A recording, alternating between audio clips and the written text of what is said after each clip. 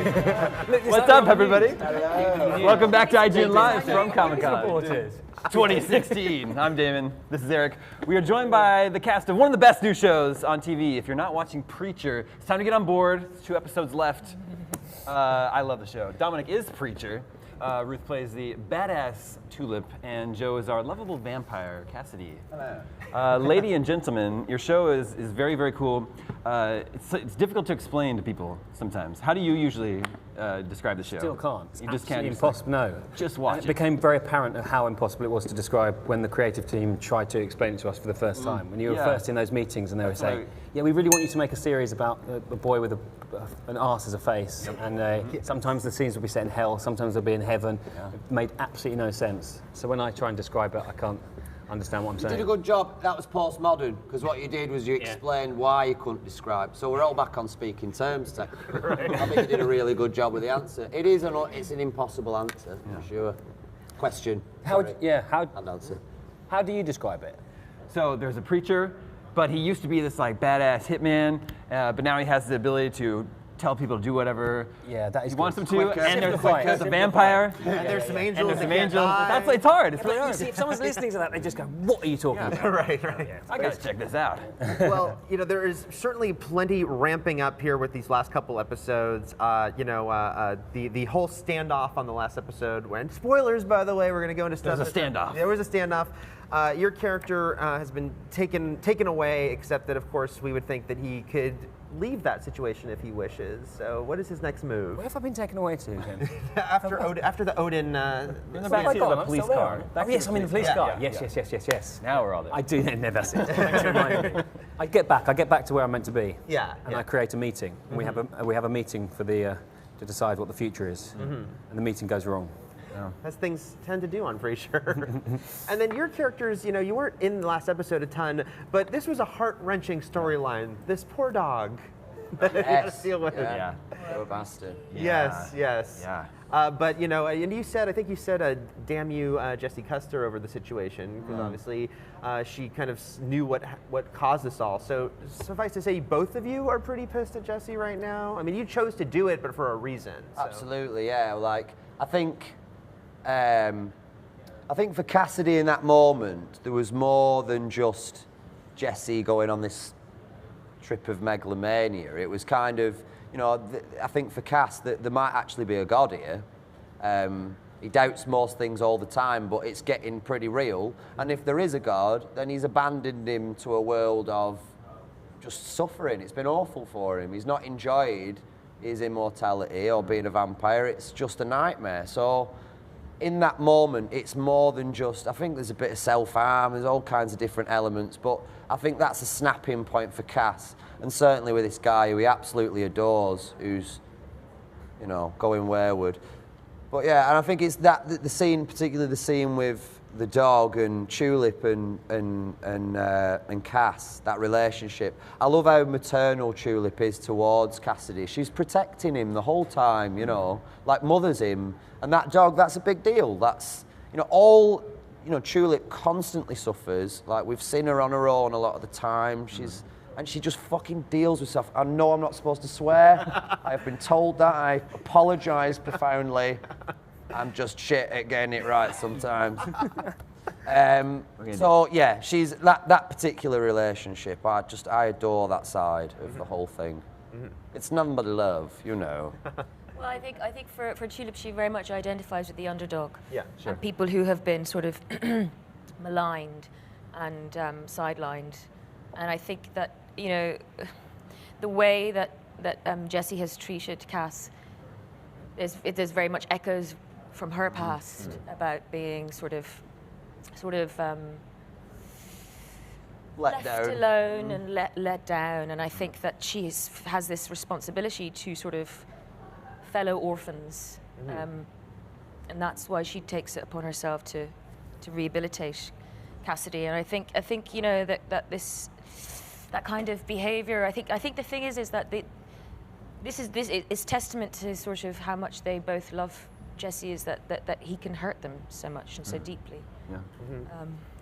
And Dominic, for you, I think it's interesting. I really commend the show for doing something that was risky in the first season, which is take the character to a very, at times, unlikable place because he's so sort of, I don't want to say power hungry, but he has this megalomania at this moment that, I can do all these things and I'm doing the right thing with them. Did you enjoy, as an actor, getting to explore that, pretty early with this character? Yeah, I did.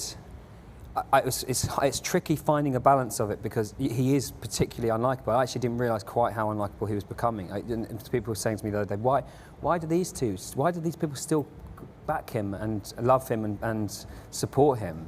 He's appalling to them, and he's so focused on his own journey. But he is really trying to bring that town. The original idea was to fix this place that he calls home, and to give something back, because of the memory of his father and what he feels guilty of, the death of his father. So he wants to go back and rebuild this town and do things for other people, but it's falling apart in front of his very eyes, and he thinks this power will help. But it becomes very aware that it's doing the opposite for all these people, actually. And Arseface is always right.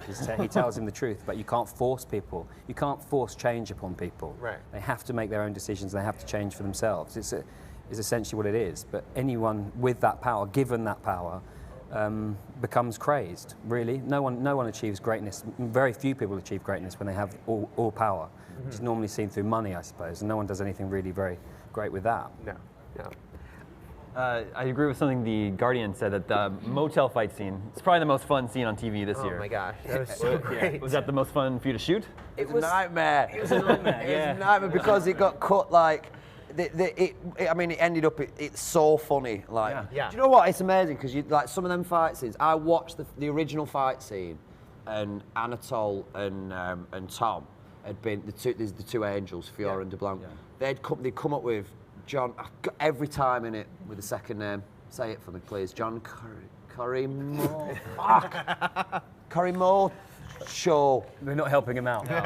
We've stopped helping him out. You know what it is. You know what it is. Don't put me into the situation. Koriyama, John Koriyama, and he made such a fantastic job of this fight scene. It ended up being too long. They ended up cutting it, and sometimes you think like and it's happened before, man, on different eps where I've gone, like, how are they going to make that work now? How on earth are they going to make that work? Like, it totally works. It's there incredible, are a lot of different man, ideas, and what you're saying, our stunt coordinator and the creator of the stunt set pieces had a very difficult job because the situation would often change. After rehearsing it and seeing the script, we'd then be in the situation, we'd then have a different amount of time to do it. And that particular one had so many different ideas going on in it. It was going to be shot through the hole, the camera would reverse out of there. Sorry, just spat on you. Spat on it. It's okay. That's what I always do. We're all friends here. He's a spitter, yeah. He's a spitter. You can scratch him. Always spitting. In his hotel room in the mornings. I'll protect your shield.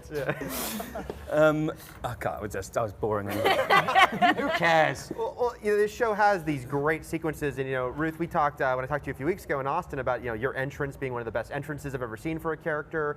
There's only a couple episodes left this season. Might we get to see Tulip unleashed again? There's a promise of it. Okay. That perhaps in season 2, because you already have a season 2, we'll see even more. Yeah, already renewed for a longer season. We hope 2, so. right? We don't have a clue what's going to happen. No, we don't know anything. Anything. If we're filming in Georgia, I'm getting arrested. I'm telling you now, man, it's hard enough not to get arrested in the nice place. I can't feel. Is it like it's deep south, in it, Georgia? Yeah. Is that right? Yeah. Yeah. You won't be arrested. You'll be fine. Well, the comics that it's based on, of course, then they talked about how they're treating the show almost like a prequel to the comics, not directly, but somewhat. And the comics, the trio, these three travel together, and they're sort of a much more unified group than we've seen so far. Are you, we talked about the conflict, but are you looking forward to that eventually, even though, of course, there'll still be conflict, but to see the three of you on the road, is that something you're excited for? I am I think people would be very pleased to see where we leave them all. We leave them. Mm-hmm. I think that it promises a lot for the next season. Mm-hmm. I think that the word prequel has been bandied about a bit, and I kind of think that that's fair enough because it is sort of an introduction. To those who haven't read it, who haven't read the comics, there's a bunch of people who haven't, and so you need to invest in that, and so. Yeah. To keep them stationary like they have. But now we are about to go there. So all of them places that those, especially the fans who have invested so much time and love into into reading the comics and investing in them characters, and it's about to get real now. Yeah. I'll tell you that in the second series for real. And all my favourite stuff is filming with the guy. Like I have all the best scenes. I feel like we do together, and we do have a good time. We love each other very much.